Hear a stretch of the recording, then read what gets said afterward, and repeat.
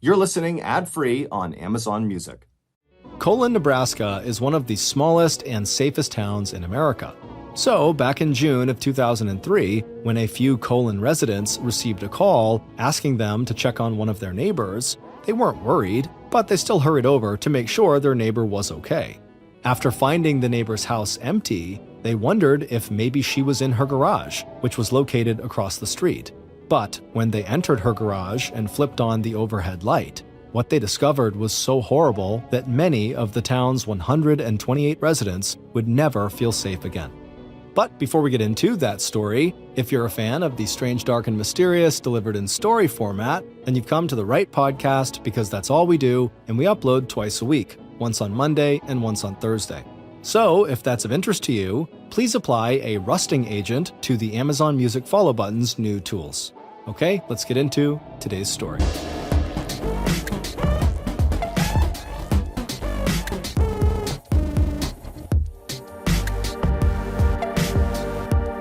"66-year-old Sharon Erickson loved being retired, and as the former assistant treasurer of Saunders County stepped out of her house on this cool Thursday morning in June of 2003, she thought, not for the first time, that one of her only regrets in life was that she hadn't retired a few years sooner.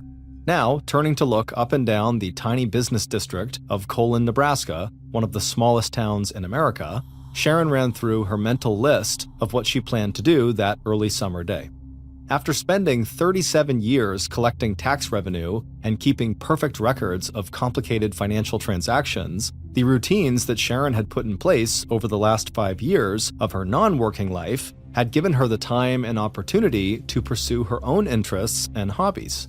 And even though getting her hair styled every Thursday afternoon was not exactly a hobby, it was one of the weekly appointments that Sharon looked forward to the most. Putting her hand up to her brown hair, Sharon patted the big puffy curls that had been her signature style for as long as she could remember. And since the hair salon where Sharon went every week to have her hair done was out in Cedar Falls, that meant an enjoyable 10-minute car ride due north to a town that was more than 4 times bigger than Colon, which clocked in with just 128 residents. For Sharon, the drive to Cedar Bluffs was also a trip down memory lane. This was where Sharon had gone to high school, the same high school where Sharon's mother had spent years of her teaching career. In addition to seeing some familiar sights and maybe grabbing a quick bite to eat, Sharon's weekly appointment was always a nice opportunity to chat with her hairdresser about what was going on in Saunders County, where both towns were located, and to exchange local news, personal stories, and opinions about everything from the weather to state and county politics. And after an hour of friendly conversation in which the women would feel like they had identified and probably solved most of the world's problems, Sharon could enjoy a stroll around the local farmer's market before she hopped back into her silver Taurus sedan and headed back home to 112 Spruce Street. Sharon knew that from the outside, this weekly visit to Cedar Bluffs, along with her other daily and weekly routines, might look unexciting and even boring, but to Sharon, who had been divorced for many years and who did not have any children, these routines represented all the ways in which she had become part of the social fabric of Colon, Nebraska, her home for the last 47 years. And it was this connection that had made Sharon's retirement meaningful. As the strongly built woman with bright blue eyes and big hair stepped into the post office right next to her home, she stopped long enough to say good morning to the postmaster, Rick Hartman, before walking over to her post office box to check for mail. Sharon was good friends with Rick. She had hired him to do various repairs and improvements to her house, and when Sharon was away on one of the trips she enjoyed taking with her cousin, who lived 40 minutes south in Lincoln, Sharon left her house key with Rick so he could keep his eye on the property while she was gone. The post office, always Sharon's first stop, was also a good place for Sharon to catch up with neighbors and local news. And even though Sharon had never been known as a person who meddled or pried into other people's business, all her years in customer service and all her years of handling bills and money had left Sharon with a keen eye for making sure that things in her own little hometown were running smoothly. Sharon had always been known at the Saunders County Treasurer's Office as a very honest and straightforward person who would not cheat her employer or taxpayers out of a single minute's worth of work. She was also known as someone who would not shy away from confronting someone if she thought they were doing something wrong or inappropriate.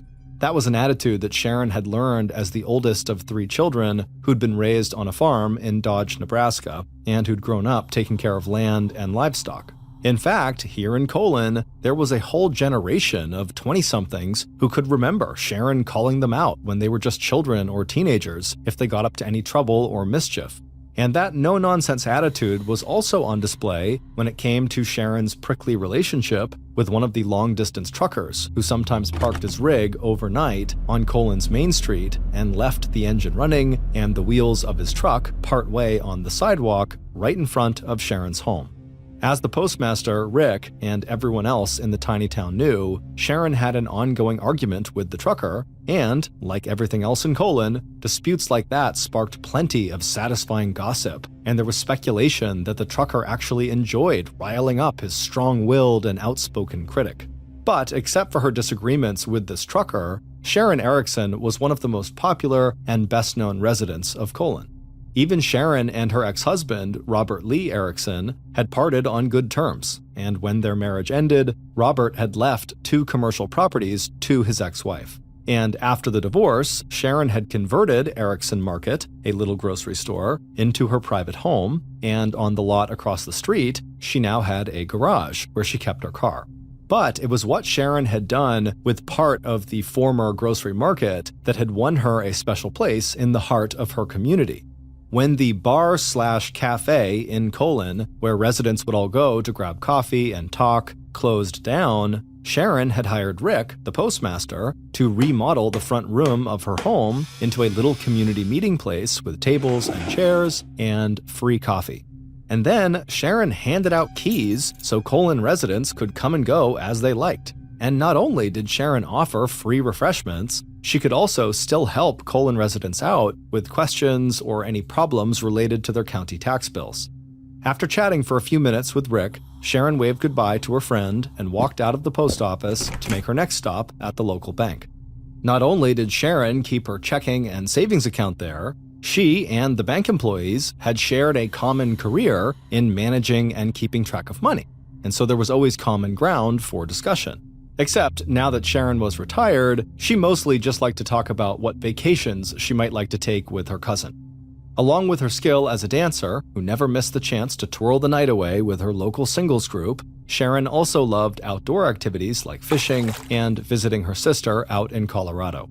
By the time Sharon had arrived home late that afternoon from her trip to Cedar Bluffs, she was looking forward to the phone call that was always the final scheduled event of her day. After pulling her car into the small tan garage that was located across the street from her house, Sharon walked outside and used the remote to close the garage door.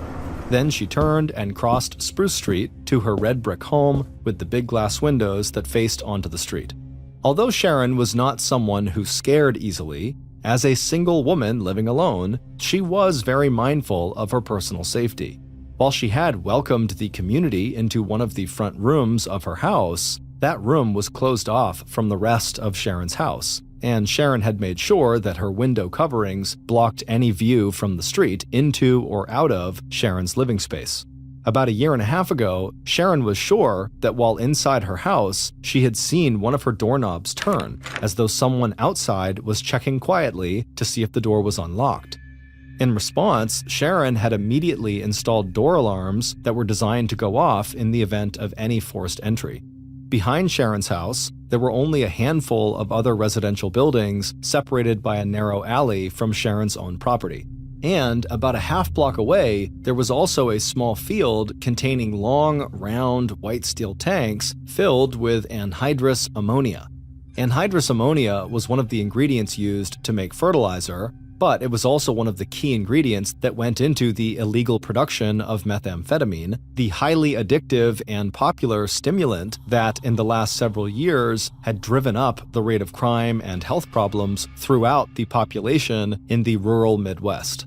Concerned about the alleyway and about people trying to steal anhydrous ammonia from those tanks, Sharon had enclosed her own backyard by putting up a 6-foot-high chain-link fence, leaving just the back and side doors with access to her fenced-in backyard. Now, glancing at her watch, Sharon stepped up to her front door, turned the key, and let herself inside her cozy wood-paneled living room. Sharon was looking forward to changing into comfortable clothes, admiring her freshly styled hair, then settling into the soft brown armchair tucked into the corner next to a reading lamp. And then, at 5 p.m. sharp, Sharon would do what she did every day, chat on the telephone with her cousin in Lincoln. The two women, who enjoyed traveling together and who visited each other at least several times a week, had plans to get together that Sunday for lunch and a movie. After chatting for a few minutes, the two friends confirmed those plans and then ended the call. As for the rest of Sharon's day, it wouldn't be too long before Sharon made one quick circuit of her house and made sure all the doors were locked and she was buttoned up tight for the night. Not that Sharon expected any trouble. After all, if there was one person in Colon who knew all of her neighbors and practically everybody else in town, it was Sharon. To her, the little town of Colon was an open book, and a book with its ever-changing stories and secrets that Sharon never tired of reading. And besides, when it came to personal safety, Sharon had one more line of defense. Tucked inside the drawer of her nightstand, right next to Sharon's bed, was a small Beretta handgun.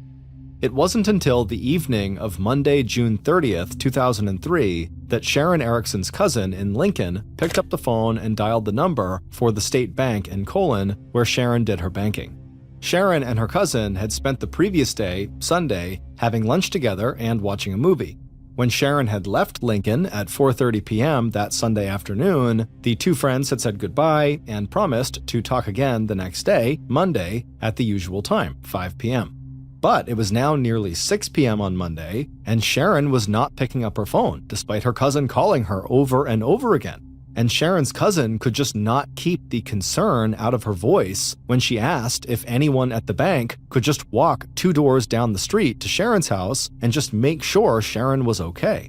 In a town as small as Colon, where residents were used to looking out for one another, this was not an unusual request. But even though 2 bank employees immediately made arrangements to step away from their workstations to go check on Sharon, given how little crime there was in this tiny town, they were not really that worried. All that changed when the 2 women reached the front door of Sharon's house and saw an unread morning newspaper lying inside the screen door. Along with the folded newspaper was a delivery of frozen food with a sticker indicating it had been left there at about 1 p.m. and a note, "Sorry I missed you," that suggested Sharon had not answered the delivery person's knock on the door. Even as their own knocks went unanswered, the 2 women from the bank were suddenly aware of the sound of a door alarm going off in the side or the back of the house. A minute later, and the women had called Sharon's friend and Colon's postmaster, Rick Hartman. Together, the 3 of them entered the unlocked front door to Sharon's house, their sense of neighborly concern quickly turning to worry and dread. One look into Sharon's empty bedroom, and that worry turned to fear. Sharon's bed was unmade, and on top of her nightstand, Rick saw an empty gun holster. The only other place left to search for their missing neighbor was Sharon's garage across the street. Grabbing the extra remote from its hook near the front door, it was only moments before Sharon's friends were watching the garage door slowly roll upward to reveal Sharon's silver Taurus. And there, right next to the car, lay the blood-spattered body of its owner, 66-year-old Sharon Erickson. And next to her body lay a small black Beretta pistol. By 7 p.m. on the evening of that Monday, June 30th, a little over 24 hours after Sharon had arrived home from her Sunday afternoon visit with her cousin in Lincoln, the street outside Sharon's home and garage was filled with flashing lights as sheriff deputies and medical personnel responded to the 911 call that Rick had made about 15 minutes earlier at 6:42 p.m. And right from the very start of the investigation into what had happened inside that garage, the town's postmaster did not hold back when it came to offering law enforcement his personal theories and observations. Even before the yellow crime scene tape was strung up around the perimeter of both properties, Rick Hartman was explaining to police that Sharon must have used the handgun that was found on the floor of the garage to commit suicide. Repeatedly ducking back under the crime scene tape to join officers clustered around Sharon's body, the The postmaster would back up his theory by pointing out the fact that Sharon's own father had ended his life with a self-inflicted gunshot wound to the head back when Sharon was just 23 years old.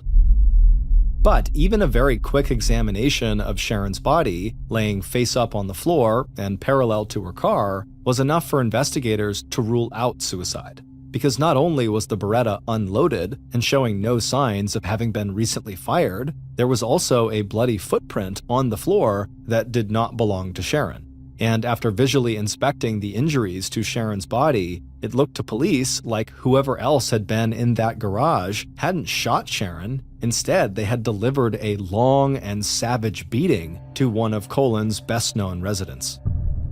Meanwhile, deputies who had done a sweep of Sharon's house across from the garage reported back that the phone line to Sharon's house had been cut.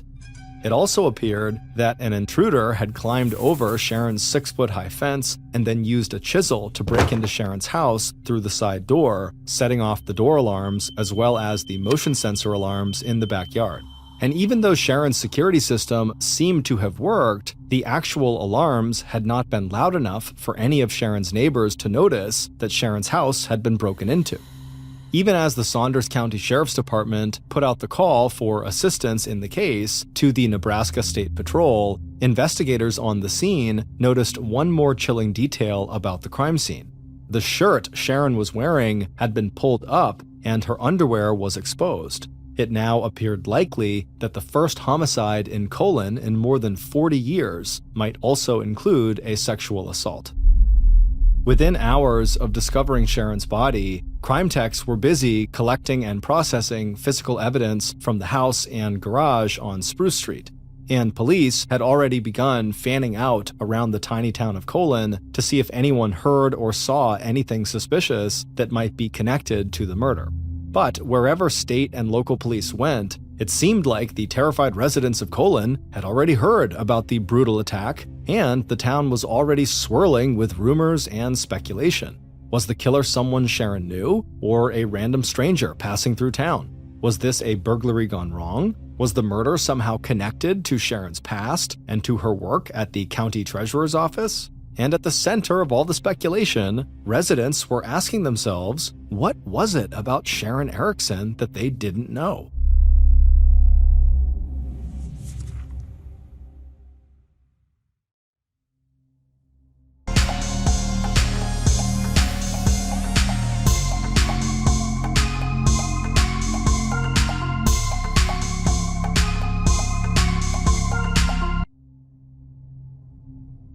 By Tuesday, July 1st, the day after Sharon had been killed, there was already one name at the top of investigators' list of possible suspects: Colon's postmaster and volunteer firefighter, Rick Hartman.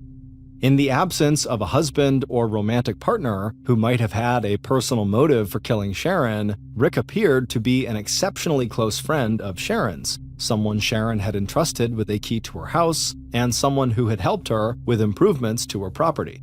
Rick had also drawn suspicion to himself with his intense interest in what police were thinking and doing, and by repeatedly showing up near and even inside the marked-off crime scene areas. At the same time that police began to have conversations with Rick about his movements in the days leading up to Sharon's murder, investigators were also following up on another possible theory that Sharon's murder had been the result of a robbery gone wrong. Even though nothing of value seemed to be missing from Sharon's house, investigators were looking at the possibility that the break-in had awakened Sharon, who then confronted the robber with her unloaded pistol before fleeing from her house to the safety of her garage and the cell phone she kept inside her car. It was there that Sharon had been attacked and killed. But it wasn't long before both theories, Rick as murderer and robbery gone wrong, seemed to hit a dead end. Rick's wife and family confirmed his alibi for the likely time of Sharon's death. As for the robbery, the only person in town with a history of criminal offenses was a 24-year-old man who lived with his mother in a house across the alley behind Sharon's house. But like Rick, James Mars also had an alibi for the time of the murder.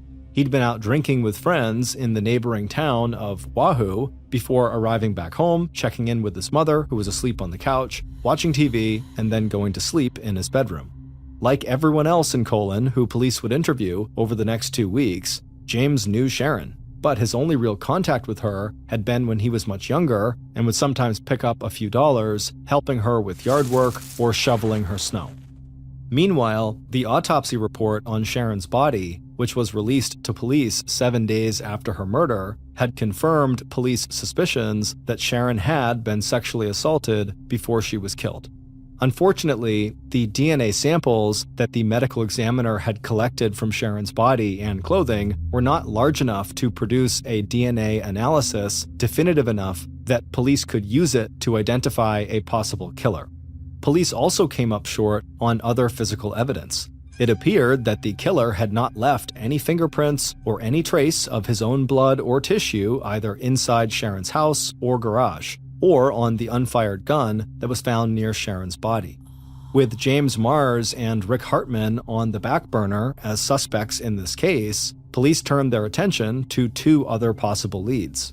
After hearing about the arguments that Sharon had had with the trucker who sometimes stopped over in Colon, investigators hopped into their service vehicles and drove throughout Saunders County, asking at gas stations and truck stops about a man with a red rig that had an eagle on its front license plate. At the same time, investigators were spending hours tracking down any possible link between Sharon's death and the drug trade. Specifically, whether Sharon might have been killed because she witnessed someone stealing anhydrous ammonia, the key ingredient in meth, from the tanks located half a block from her house.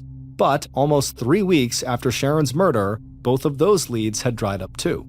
That's when the trucker, unaware that there was an all-points bulletin out for him and his rig, passed through Colon again.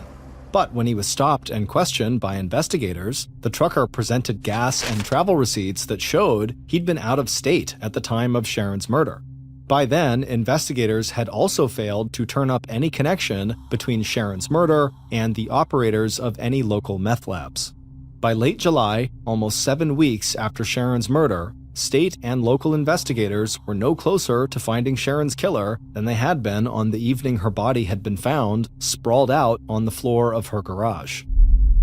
And even as the residents of Colon were becoming more and more desperate for answers, the only thing detectives had left to do in a case that was quickly starting to go cold was to send the DNA evidence collected from Sharon's body and clothing to the crime lab at the Nebraska State University Medical Center for more advanced and sophisticated testing. Investigators also circled back to Colon's postmaster, Rick Hartman, raising the possibility that his alibi was not so solid after all. And as the cornfields surrounding Colon, Nebraska ripened over the course of that hot Midwestern summer, the rumor mill inside the little town had also heated up. And at the center of the gossip over Sharon's murder was speculation that Rick and Sharon had been having an affair that had somehow ended with Sharon's violent assault and death. And in October 2003, 4 months after Sharon's murder, investigators got a tip that put Rick right back in the #1 position on detectives' list of suspects. At a recent garage sale of Sharon's furniture and other belongings, Rick had made what police viewed as a strange and suspicious purchase. Colon's postmaster showed up at the estate sale and bought Sharon's mattress. When Sharon's sister had confirmed that sale to investigators, their first thought was that maybe Rick wanted to get rid of the mattress because it contained traces of his own DNA that could link him to Sharon and to her murder. After again denying any involvement and explaining that he bought the mattress for use in his family's spare bedroom, Rick finally agreed to provide police with his fingerprints and hair samples. He also agreed to take a polygraph test, but the results of that test were inconclusive. Still, with no hard evidence that linked Rick to the crime, investigators had to let Rick go and admit, at least for the time being, that their investigation into Sharon's murder had ground to a halt. It would be another 6 months after that interview and 10 months after the discovery of Sharon's body before investigators finally got the breakthrough in the Sharon Erickson homicide that they'd been hoping for. In April of 2004, detectives received a call from the Nebraska State Crime Lab. Using a single sperm cell they had found on Sharon's clothing, scientists at the state lab had been able to isolate a complete DNA profile of Sharon's presumed killer. and to the shock of everyone who had been involved in the investigation, that profile did not match the DNA submitted by the detective's #1 suspect, Rick Hartman. Still, the new evidence breathed life and hope back into the Sharon Erickson homicide investigation, and soon detectives were once again poring over every one of the 200 interviews and 500 pages that made up the case file to see if there was anything they might have missed back in the summer of 2003.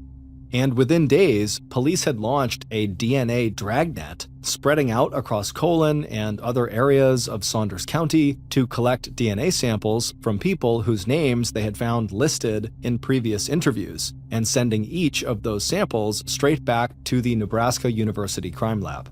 And just 3 weeks later, by the end of April 2004, 10 months to the day after Sharon's murder, investigators got another call from the crime lab. One of the DNA samples they had just tested was a perfect match to the killer who had left their DNA on Sharon's clothing. For the 128 residents of Colon, the name on that report would change everything they thought they knew about each other.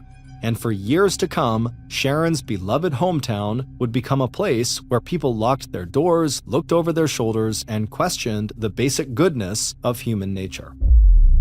Based on what investigators would discover from a review of Sharon's murder file, coupled with that DNA evidence, here is a reconstruction of what police believe happened to Sharon Erickson in the early morning hours of June 30th, 2003. On the afternoon of Sunday, June 29th, while Sharon was spending the day with her cousin in Lincoln, Sharon's killer was also spending the day with their family. But unlike Sharon, whose golden years of retirement had capped a long and successful life of hard work and close friendships, on that particular day, the killer's feeling of everything going wrong in his life seemed to get worse with every passing hour. And by 1:45 a.m. on the morning of Monday, June 30th, the killer found himself standing outside the 6-foot-high fence that encircled the backyard that belonged to Sharon Erickson, a single older woman who appeared to have at least one thing the killer really needed, and that was money. But over the last few hours, the killer had gone from feeling depressed about his life to feeling both angry and excited, like he was finally capable of taking steps that would change things for the better. Looking at the fence, the killer felt like he could easily climb over a barrier that was twice as high, and he didn't need a weapon to make his plan work. He'd already cut the telephone line, and all he needed now was the chisel inside his pocket that he could use to get inside that treasure box of a house. And just a minute or two later, the killer was dropping quietly onto the grass of the backyard and heading to the narrow space between the fence and the side door. And as he did this, the motion detector lights in the backyard switched on. And as soon as the killer had pried loose the door and then used his boot to kick the door open so he could slip inside, he began to hear the sound of the door alarm going off inside the house. The staccato bleat of that alarm was loud enough to wake Sharon from a sound sleep. Sitting up in bed, Sharon immediately understood that alarms were going off, and so she reached for the phone on top of her nightstand. Even before she had put the receiver to her ear, she had punched in 911. But instead of hearing the police operator at the other end of the telephone line, all Sharon heard was silence, no matter how many times she kept punching in those 3 emergency numbers. Dropping the phone and switching on her bedside lamp, Sharon jumped out of her bed, opened the drawer of the nightstand, and pulled out the holster where she kept her pistol. Even though the gun was not loaded, the Beretta felt solid and heavy in Sharon's hand. Dropping the holster onto the tumbled sheets, Sharon wrapped both of her hands around the grip of the gun, and when the intruder stepped inside her bedroom a moment later, Sharon was there, waiting, gun pointed straight at his chest. But as soon as Sharon saw the face of her intruder, her eyes widened and the gun dropped a few inches as a burst of anger ran through Sharon's body. Yelling at the man in front of her to get out of her house, to leave and never come back, Sharon stepped forward to close the distance between them. Faced with Sharon's fury and looking down the barrel of a Beretta pistol, the intruder backed up, tried to get his bearings, and tried to remember that feeling of power that had surged through him when he had swung his body over Sharon's fence and kicked her door in just a few minutes ago. But the last thing he had expected when he entered Sharon's house was this show of anger and defiance, and this voice that put into words all of his failings and mistakes. Pivoting suddenly, the killer made for the door. It turned out there was nothing worth stealing in this house anyway, and now he just had to get away. But even as the killer slipped outside and headed for the empty street, he could hear Sharon's footsteps behind him.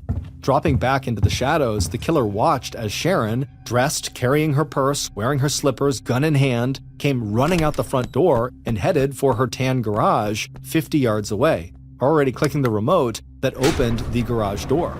And suddenly, the killer understood what Sharon was about to do. She must have a cell phone inside her car, and she was going to call the police, tell them who he was and what had just happened. Sprinting out from the shadows, the killer raced after Sharon and made it into the garage right behind her, even as the garage door was starting to roll back down. According to the autopsy that would be conducted on Sharon's body 36 hours later, the medical examiner would determine that the actual cause of Sharon's death was strangulation. But that came after a beating that would leave Sharon with severe blunt force trauma to the left side of her head, nose, and her left eye. Defensive wounds all along the left side of her body, along with cuts and bruising to her face, arms, and legs, all indicated that Sharon had struggled against her attacker with all of her strength. But all of Sharon's strength and all of her will to live would not be enough to save her. Before the attack in that garage was over, Sharon's killer, a man Sharon had known since he was a small child, sexually assaulted the 66-year-old retiree who had spent most of her life helping other people. Finally, Sharon's killer unwrapped his hands from around Sharon's throat. But when he looked down at his victim, Sharon's killer was shocked to find that Sharon was still alive. Exhausted, 24-year-old James Mars, who had been one of the teenagers Sharon had once scolded for getting into mischief, climbed to his feet. Stepping onto Sharon's chest and neck, he could feel her ribs and the bones in her neck start to break under the weight of his boots. He literally stamped the life out of his victim. It would turn out the alibi James Mars had given investigators back in July of 2003, about 11 days after Sharon was discovered, was riddled with lies. After spending the afternoon of Sunday, June 29th, just across the state border in Kansas, helping his aunt put a new roof on her house, James headed back into Nebraska to drink beer at one of his friends' houses.